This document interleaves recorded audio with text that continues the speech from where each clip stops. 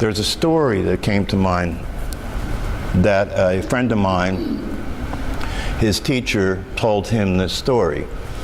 And it's an interesting story because stories, in many teachings, stories and parables are used, right? Jesus told stories, right? Buddha told stories. And the reason they told stories is because it doesn't just give the thing away. You have to engage with it and see what the story is saying, right? So it means that you have to participate instead of just sitting there and taking the information in, right? And if you have to participate, it means that you have to look. And you have to use the story to look and see what's the story pointing to, right? And that's more powerful because when you see what it's pointing to, you see it with your own authority. You don't have to believe somebody told you this. You're seeing it with your own authority, right? You don't have to believe, you don't have to believe that you're breathing, right? You don't have to believe that you're breathing. Your breathing is seen and known by you on your own authority of your own experience, right? So there is nothing more powerful than that, right? There's nothing stronger than that.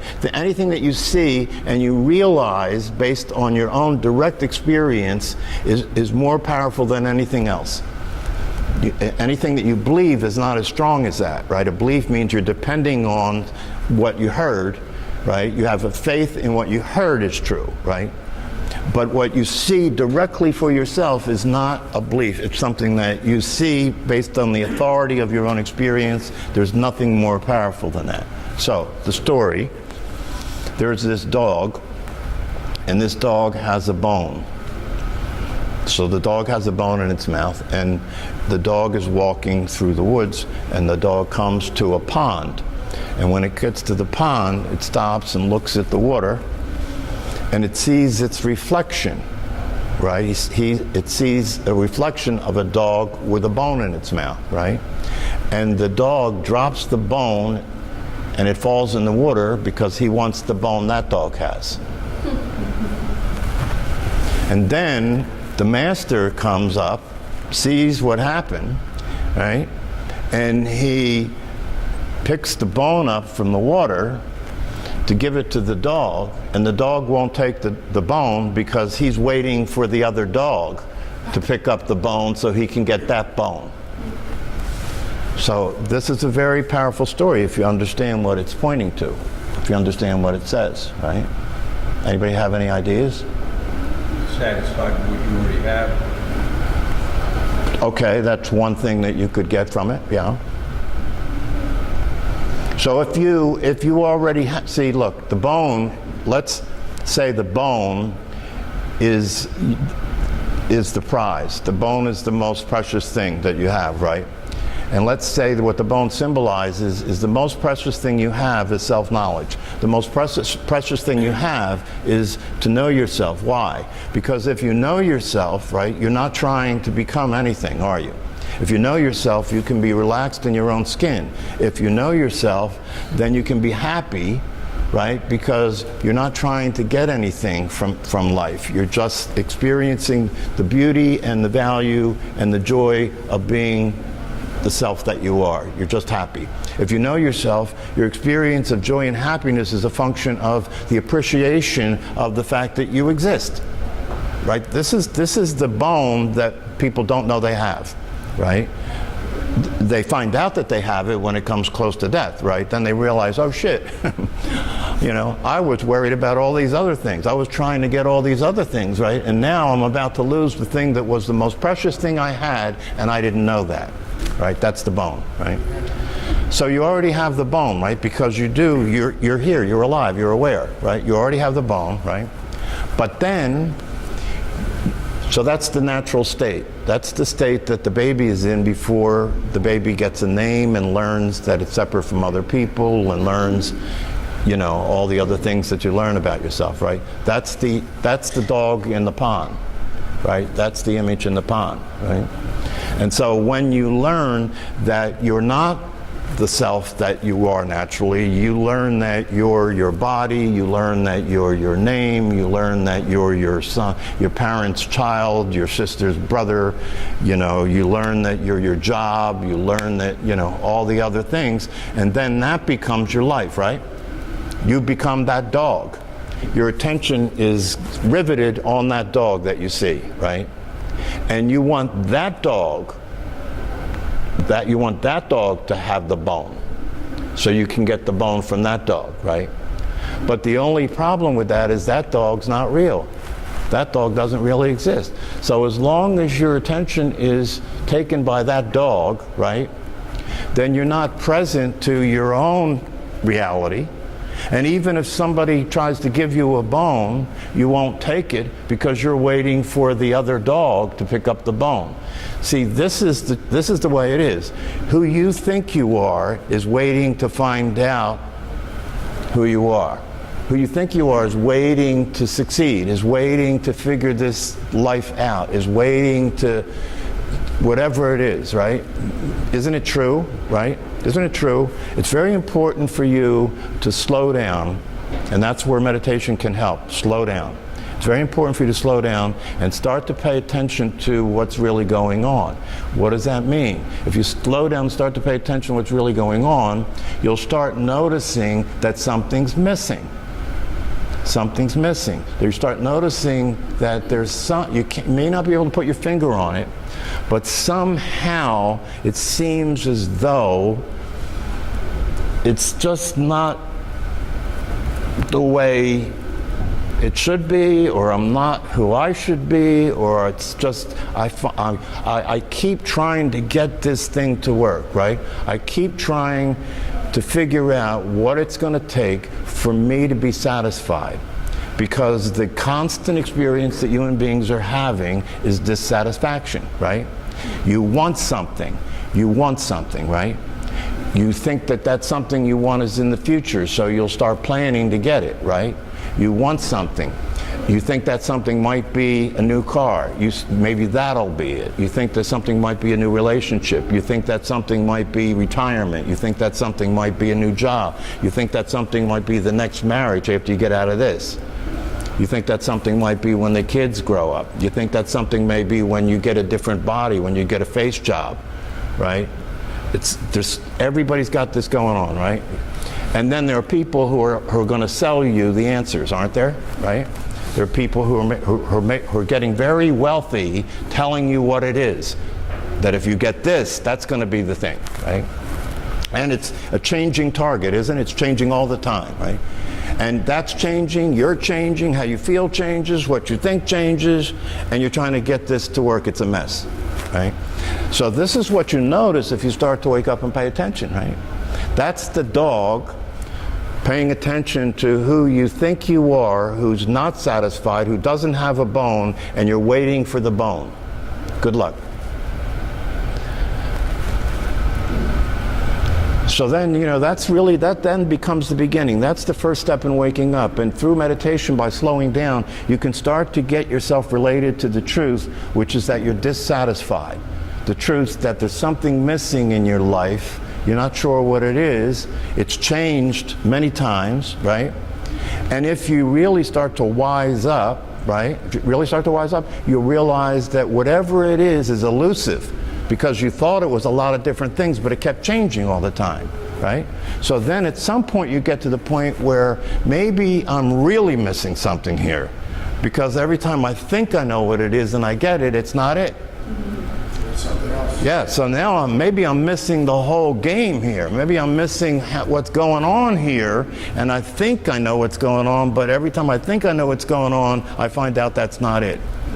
And if you keep doing this for years and years and years, right, you start to get what they call resigned, right? You start to get to that place. For people, it's 40s, 50s, 60s. It depends on you and how hard you've been trying, right?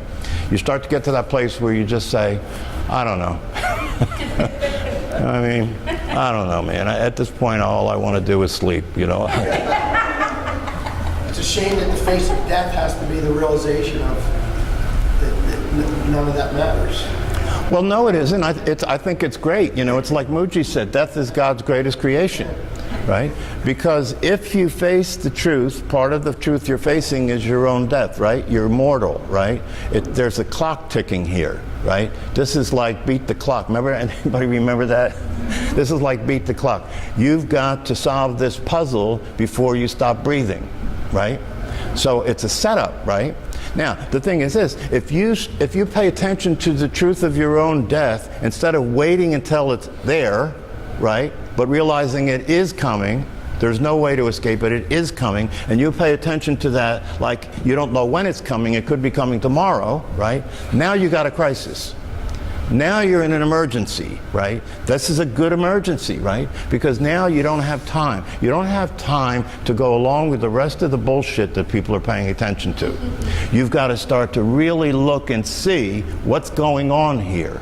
I got to wake up. I have to wake up and see what's going on here, because if I don't wake up and pay attention and really see what's going on here, this is going to be over and I will never have even known what was going on. I will never have had a shot at it. I will never have actually had my life. My life will have been about trying to have a life instead of having a life, right? And unfortunately, and if you wake up and start to pay attention, you will see that part of the emergency you're in is that almost everybody, that's the way it goes. For almost everybody, they're born, they go through time struggling, suffering, resisting, trying to figure it out, trying to change it, right? They go through time until they get worn out and tired and their body can't do it anymore, and then they drop dead. That's what's going on for 98% of human beings. So that's the odds you're against. This is the odds you're against. So that's one way of looking at it. The other way of looking at it is the way the teachers that have taught about self-realization from antiquity speak about it, and when you hear what they say about it, it's a very interesting possibility, because they say that's one way of looking at it, here's another way of looking at it. The other way of looking at it is this is much simpler than you think.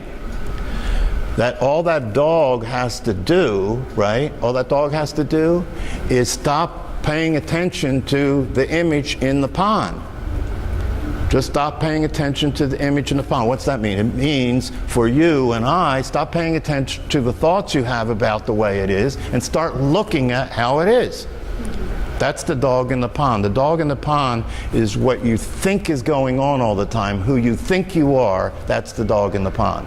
Who you are is the awareness that is not being noticed, because that's what you're giving your attention to. Do you follow that? Who you are is the awareness that's not being noticed, because that's what you're giving attention to. The dog's not aware of himself because he's paying attention to an image of himself that's not even real. So all you have to do is start bringing your attention in. See, this is meditation. You're bringing your attention in from the image of yourself, from the thoughts about everything, bringing it back this way so you can wake up and realize, no, this is real. This is what's real, right? My awareness is the reality that is who I am, and it is already satisfied, right? So you see, you beat the game. If you realize that, you beat the game.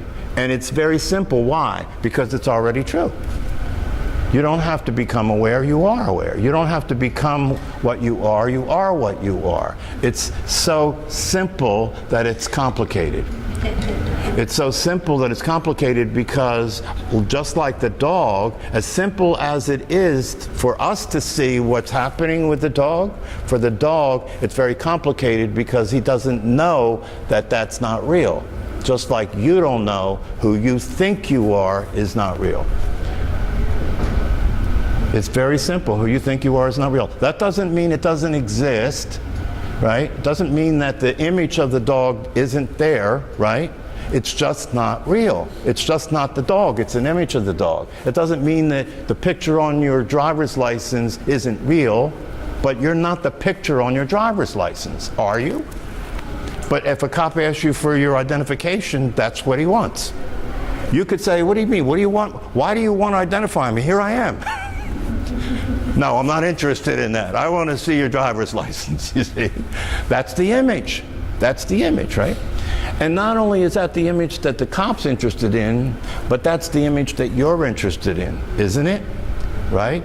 Your dissatisfaction is a function of who you think you are is compared to everybody else who thinks that they're what they think they are, and now you're lost in the sauce, right? Because now you're comparing yourself to all other human beings, and what you know when you do that is, I'm not as pretty as the other ones, I'm not as rich as the other ones, I'm not as powerful as the other ones, and now you're on a shit list. You're on a shit list. And who you are as awareness itself is not comparable to anybody. It's not comparable to anybody. Or you could look at it from another angle and say it is comparable to everybody, because this is the one thing that has us all be equal to each other. It's exactly the same. Awareness is not different from one person to the next. That's what makes us all equal. There's no hierarchy. Nobody's better than anybody else, right? And so you're really free from the whole game of competition. You're free from the whole game of separation. You can relax and enjoy the fact that you have found the answer and the game is over. And all that's left to do is enjoy yourself, because you know what you are now. You've got the bone. You don't need anything. Yeah. It's easier to see other people being lost in the sauce than yourself. It's like our dogs probably look at us and say, there they are going out again to do stuff so they can come be home and be present when they're already here. Yeah. Well, of course it's easier to see it in other people, but that's okay. That's okay. If you see it, if it's easier for you to see it in other people, but you know what you're seeing is true about you, that's okay. I don't care how you get there, just get there. You know? So this is the thing that this is all about, you know, and that's why when I teach meditation, and what I meant when I said I don't meditate is I don't formally practice meditation anymore, because once you get to the point where you get to the point of meditation where all you're doing is sitting and being aware that you are awareness, right? Once you're stable in that, right, you don't have to have any formal practice. And now not only do you not have to have any formal practice, but you don't want to do formal practice. You want to experience that as you're living. You want to experience that as you're living, right? Because if you're formally practicing, you're doing that so you can have a situation where you don't have a lot of distraction, right? So you can have that, you can be aware of yourself as awareness, right? But once you've accomplished that, once you're aware of yourself as awareness and you're experiencing the peace of that and the fulfillment that's naturally there, right? And the happiness and the joy of being there and experiencing yourself just existing, and you know that that's the prize, right? But now you got to take that into the game. Now you got to get off your chair and you got to go out there and have everything start to come at you and still stay there. That's the challenge. And before you can even do that, while you're sitting in the chair, you have to be able to sit there and be aware of yourself as awareness itself and deal with your own mind. Because as you sit there being aware of yourself as awareness itself, your mind will throw a thought at you like, how much time has passed? This seems like an awful long time. Or your mind, so then you're sitting there experiencing yourself as awareness itself, feeling joy and peace and aliveness, right? And a thought will come and say, what are you doing? You're wasting your time. That's not real. You've got to get yourself back in reality. You know, that's not real. That you're dreaming. You're falling asleep. That's the problem, right? You have to wake up and get back in the game. After you get up from this chair, you got to go out there and face the traffic and deal with that jerk in front of you that's driving too slow. You have to go to work and deal with your boss who's an asshole. You have to deal with your wife who you married because you loved, because you thought she was a wonderful person, and then after you were together for a while, you found out she's nuts. You got to deal with all this. You got to deal with looking in the mirror and watching your body die, right? Right? You got to deal with looking at that and dealing with your own thoughts about yourself and your concerns about yourself and your insecurities about yourself. You better get yourself in action. You better get yourself working on yourself and changing yourself and improving yourself and get into therapy. Start drinking if you have to. Take some pills, right? This is the mind. This is the mind. This is the mind that everybody's got going on, and it's going to throw all that at you while you're sitting there enjoying, experiencing yourself as awareness itself. And when it throws that at you, because you've been practicing that way of being for so long, right? That's familiar. That's the agreed upon world that most crazy people are in, yes? Right? So when it throws that at you, it's going to be pulling you back, it's going to be pulling you into that. It's going to be saying, that's reality, don't kid yourself. That's reality. And then when you get off the chair and you go back out there and you're in the middle of the traffic of humanity and you hear people talking and everything, right? You find yourself in it. You just find yourself in it. You find yourself complaining about Trump. You find yourself complaining about taxes. You find yourself bitching about this, that, and the other thing, right? And you're back in it. And your mind will then tell you, see, who are you kidding? This is real. This is true. Get your shit together, right? That's what you're up against. And you have to deal with that mind, and you have to stop listening to the thoughts that that mind is presenting you, because it's presenting you with the world of suffering. It's presenting you with who you're not. And it's telling you you are that, you must be that, you have to be that, don't kid yourself. And you have to deal with that, and you have to get free from being attached to listening to that and believing what it's saying, in order for you to be able to stay seated in the truth of yourself. Yeah. I was thinking and contemplating how, like, if you don't give a thought, energy, it'll kind of die off. Like, okay, if you don't water a plant, it'll die. But, like, you don't water your garden, the flowers are going to die, but the weeds are going to keep coming, and those thoughts that are, going to keep coming, they're going to be a little tougher to... a drought's not going to kill the weeds. And that's kind of like those invasive thoughts. So what do you do? Trying to not give them energy. Well, trying to not give them energy is giving them energy. You see? Because trying not to give them energy means you're paying attention to them, and that's what's giving them energy. And even if you're trying not to pay attention to them, you're paying attention to them to try not to pay attention to them, and that's giving them energy. Just notice. Yeah, you see, what you have to do is master awareness. Master what it is to be what you are. And what that means is awareness is not interested in what isn't real. Awareness is not interested in what isn't useful. It's just not interested.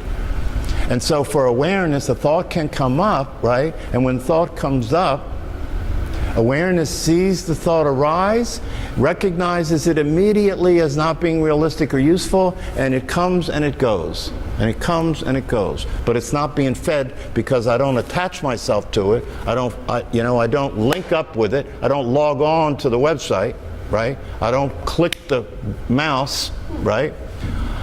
I don't pay attention to it. I don't give it anything. You see, I don't give it anything. And when you don't give it anything, it passes on its own. So this is the practice of staying seated in awareness itself. And discovering that awareness is never affected by what's happening. It's just present to it all. That's freedom. It's not affected to what's happening. It's just present to it all. But you, who you consider yourself to be, is affected by everything that's happening, and it's not present to anything. It's taken by every thought that comes up, right? Every thought that comes up. And if you try and not to be attached to the thoughts, right? If you try not to be attached to the thoughts, then the thoughts that come up are more serious, right?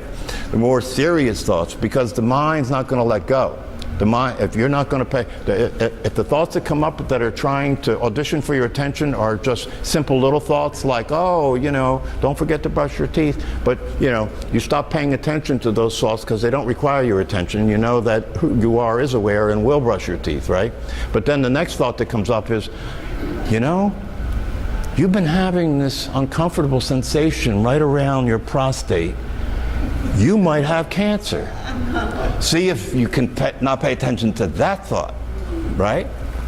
You see? So the mind will keep up in the ante, keep throwing a more intense thought at you, right? And then if that's not working, it'll add some emotion to it, right? Okay, maybe you might have cancer, and then if you don't pay attention to that thought, it'll bring some fear in. Oh, you might have cancer, and you're afraid, too. Can you not pay attention to that? So you see, it's a challenge, right? But the challenge is only challenging to the extent that you keep missing what's happening in terms of seeing that when you pay attention to what's actually happening from moment to moment, it's thoughts arising, and your relationship to the thoughts is what's keeping you from being awake and aware. Right? That's all that's happening. That's all that's happening. That's all that's happening. You can stay awake and aware. All you have to do is when a thought arises that says you're not enlightened, you ignore it. And then you are enlightened. What's enlightened? Enlightenment is very simple.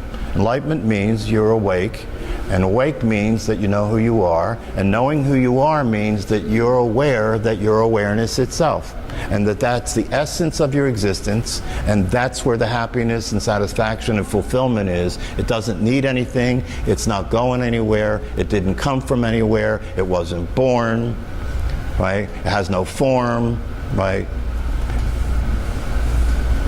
It's just here. It's so simple. So if you're interested in the class, we're doing a Monday night class online, right? Some of you are coming to that. If you're interested in that, you can get my email address and I'll send you the link to that.